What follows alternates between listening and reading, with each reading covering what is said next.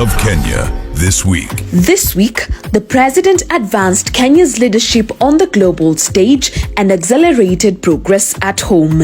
On Sunday, in Addis Ababa, during the Africa CARICOM Summit, he held bilateral meetings with leaders from Barbados, the Bahamas, Haiti, Grenada, Antigua, and Barbuda, deepening ties in security, climate action, energy, agriculture, and tourism. He reaffirmed Kenya's solidarity with Haiti, called for urgent UN Security Council action, championed reparatory justice, and urged reforms of the global financial system to unlock fair financing for Africa and the Caribbean. On Monday, at the Second Africa Climate Summit, he launched Africa's Climate Action Report and presided over a landmark agreement committing financiers to mobilize $100 billion for green industrialization. Kenya was confirmed host of 2 key climate secretariats. He called on partners to double adaptation financing and demanded a just international financial order that ends cycles of debt and dependency.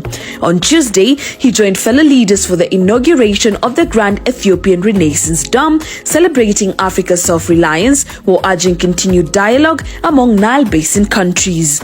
On Wednesday, at State House Nairobi, he received credentials from 8 newly posted ambassadors from Algeria, Hungary, Norway, Ukraine, Mexico, Egypt, Slovenia, and Uzbekistan.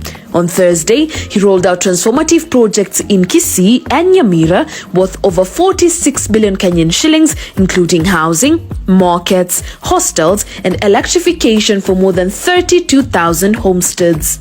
He highlighted agricultural reforms with tea earnings rising sharply and presented 2.65 billion Kenyan shillings to the Kenya Tea Development Agency.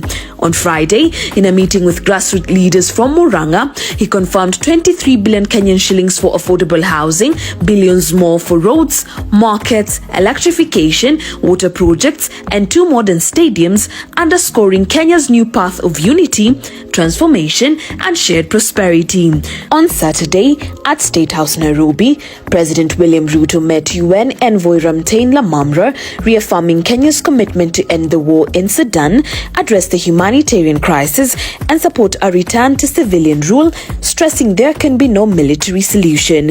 He also met over 10,000 teachers, praising them as patriots and highlighting record education investments, with the budget rising to 702 billion Kenyan shillings, 76,000 new teachers set to grow to 100,000 by January, 23,000 new classrooms, the Open University of Kenya, and a student-centered funding model.